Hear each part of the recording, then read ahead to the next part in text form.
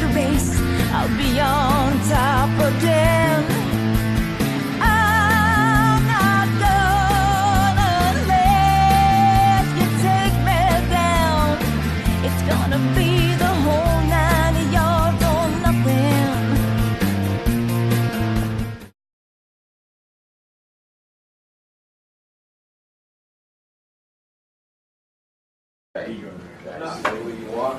Welcome to Legal Straight Talk. This is Brett Harrison, your host.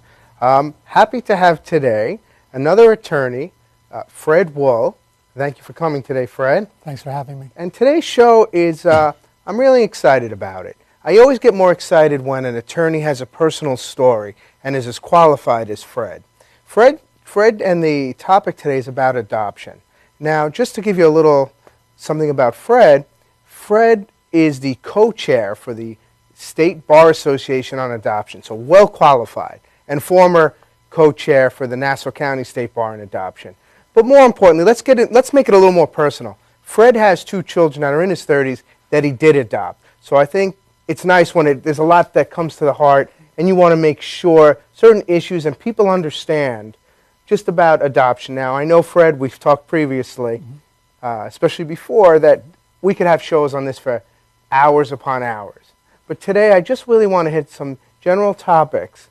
And one of the first things I want to talk about is, this may seem elementary, but who may adopt? Okay. Who's qualified? Okay. Well, that's a little bit in reverse order. Any adult can adopt alone, unmarried adult, any adult couple, and that couple can be, as of recently, that couple can be intimate partners, married or not. So you could have a same-sex couple adopting, whether or not married. You can have a heterosexual couple adopt, whether or not married. And it wasn't always that way previously, am I correct? No, it used to be, and I didn't even get to the single person adopting, but it used to be that you had to be a married couple, heterosexual, or theoretically a single person. And then the changes started to roll in, all of them fairly recent. You can also be, I don't want to leave this one out, you could also be a married but legally separated person for a period of time. And that person would be allowed to adopt, singly. Now there's same-sex partners, married or unmarried, can adopt.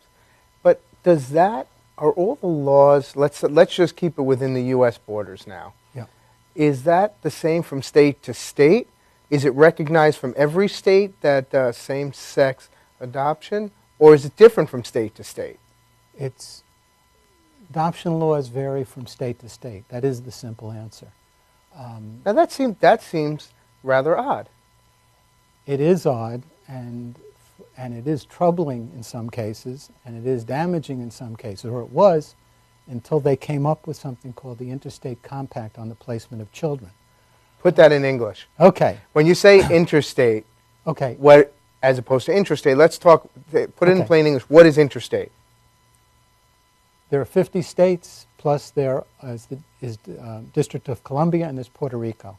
They've all signed on to the Interstate Compact, which is an agreement that all of the states will follow the same set of forms and the same minimum standards, or similar minimum standards, in order to approve a baby going from what we'll call the sending state, that's the other state, into the receiving state, which in this case we'll call New York. It therefore makes it possible, unbelievably, to get through 2 different government bureaucracies in a matter of a few days, so that the baby can, And this is based on using uniform or same forms? Well, yes, and uniform minimum standards, meaning proof that the couple has been investigated, fingerprinted, and checked for criminal background. We'll get into the qualifications in a few minutes.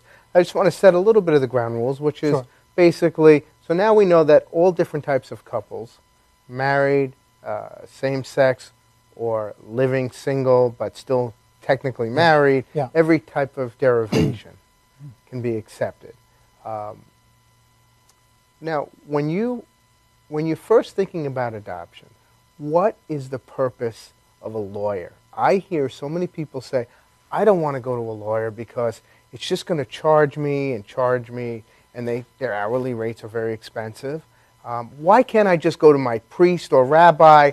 They probably know someone. That's typically what I hear.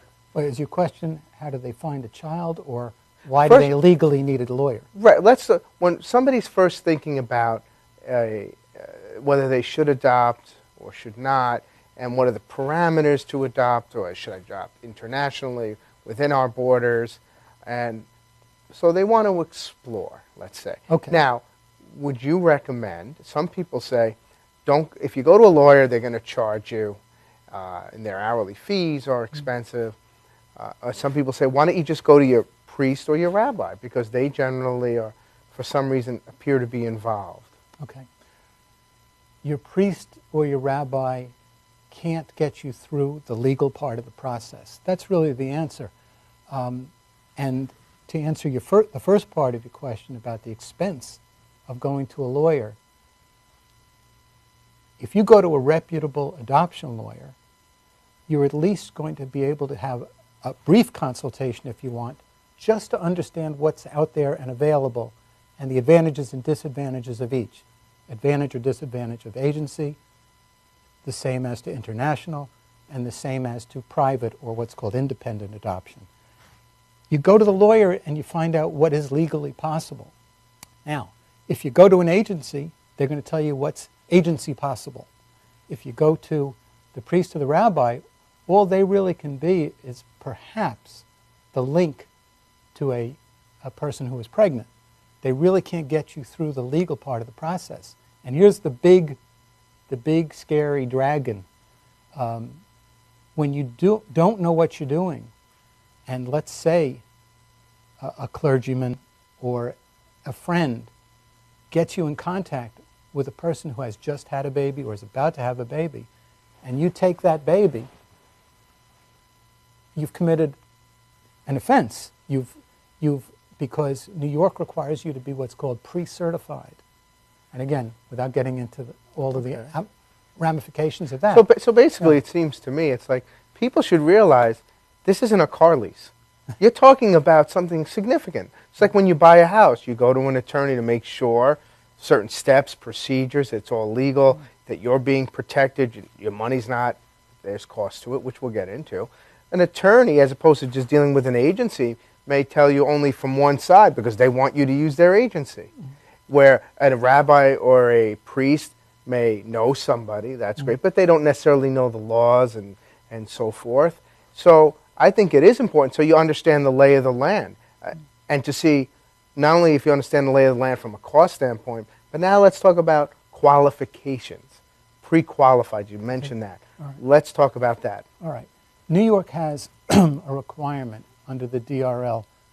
Domestic relations law. I'm sorry, under the domestic relations law, 115D, if you will, New York has a requirement that before you accept a private placement baby, in other words, an individual is giving you the baby rather than an agency, the individual birth parents, before you can accept that baby, you have to be pre-certified. Pre-certification is analogous to the agency approval process. It's a little simpler and faster, but it's analogous. You have to be fingerprinted to make sure you have no criminal record. You have to have a home study by a certified social worker, and you are checked with Albany whether you've ever been involved in child abuse. That all goes to a judge with a petition from you that your lawyer prepares. Right. And you go before the judge, who eyeballs you, probably the most important part of what he does in that case. Do they look at your finances to make sure that you can aptly support? Yeah, that's part of your petition, is it lists your finances.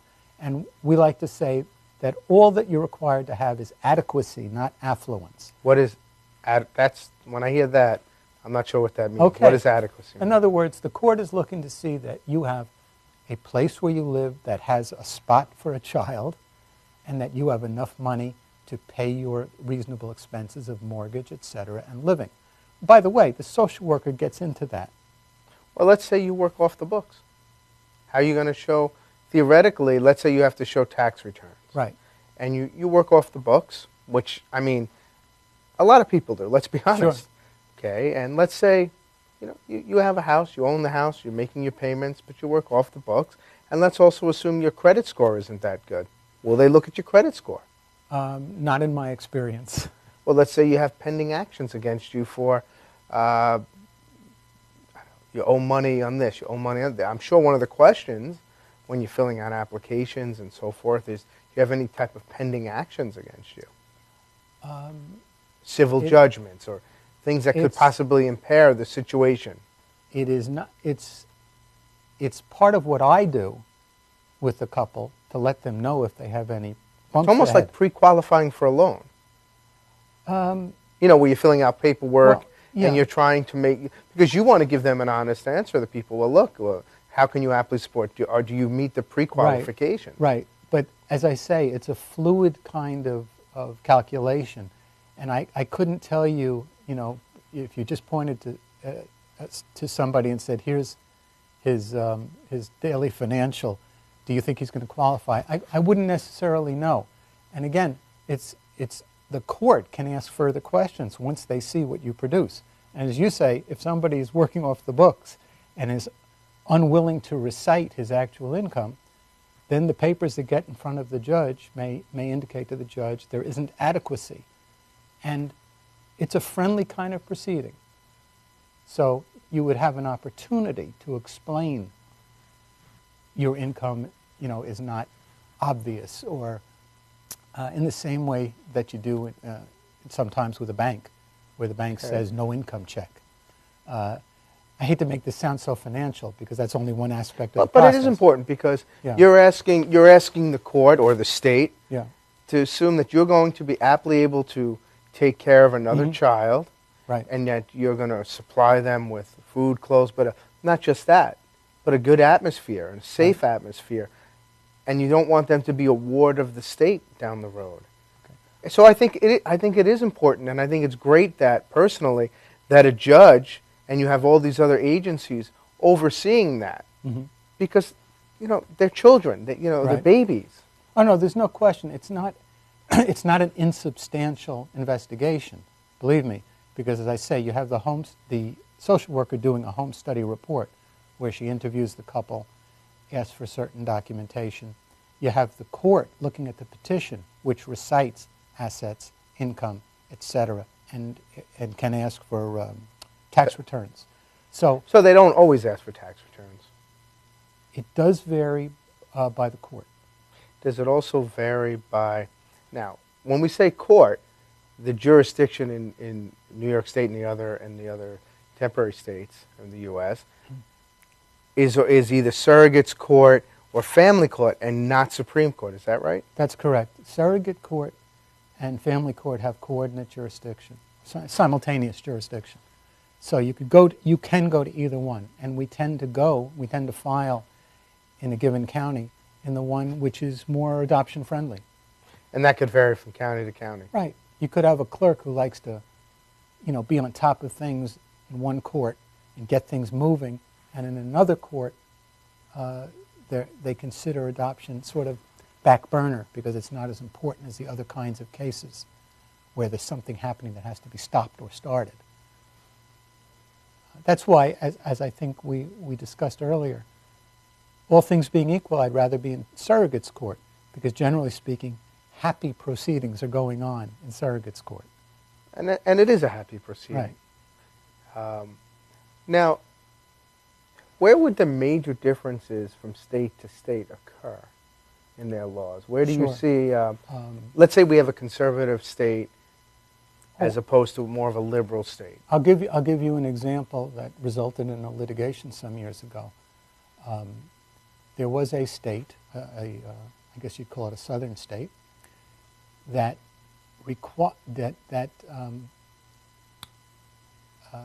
did not require a hearing at which the birth parents appeared before the child left. In other words, before the child left to go to your state, New York. And in another state, bordering that state, the court required, as a condition of the adoption, as a condition of the child leaving the state, that the couple go, the birth parent go into court and give her consent that the baby leave the state. So, right next door to each other, they could be miles apart. You'd have two very different results in a given case because it has been known to happen that a birth parent simply wants to get on with his or her life. Well, it's a very tough situation, and I'm sure not only the birth parents, but the new adoptive parents are eager. They're worried about, what you see in movies, whether it happens or not. 1 minute you have the baby, now all of a sudden 2 months later, they want to take back the child, and that's what you see a lot of the movies on and TV. Well, if I could spend a minute on numbers, on that kind of thing. Yeah. Regardless of how you find a child, the percentage of cases in which birth parents try to, what we call, revoke their consent, and let's assume they have some time period in which they can attempt to get the child back. What's considered a reasonable time period? No, it's not. It varies state to state. What is it in New York? All right. In New York, if they sign an out-of-court consent, let's say at the hospital, with just lawyers around, nurses around, they have 45 days to try to revoke the consent. And what I mean by try is if they revoke the consent, the adoptive parents are then asked, do you wish to contest this? And if the adoptive parents say that, there will be a hearing at which only the best interests of the child govern. And that means that of those cases where it happens, where there's actually a contest, the birth parent or parents and the adoptive parents are on equal footing going in, and the judge is so instructed by the law so that... Well, now when you say equal footing, is there... Who would have more of the burden of proof as far as saying, to me, and that's not my area of law, my instinct tells me that if initially everything was done with the lawyers and properly, and now let's say 30 days into it, 40 days into it, they want the child back, wouldn't they have to show a compelling reason, the birthright parents, why their initial turning over the child was incorrect, whether they felt coerced, whether they felt pressured, whether they felt emotional? Who has that initial burden to change, to try to overturn, getting the child? Who has the child? This is how it works. There is no, in the traditional sense, burden of proof. They're on equal footing, and the judge is charged with the burden of deciding what's in the best interest of the child. And it's specific in the law. No advantage is given to the birth parents or the adoptive parents as they walk into court.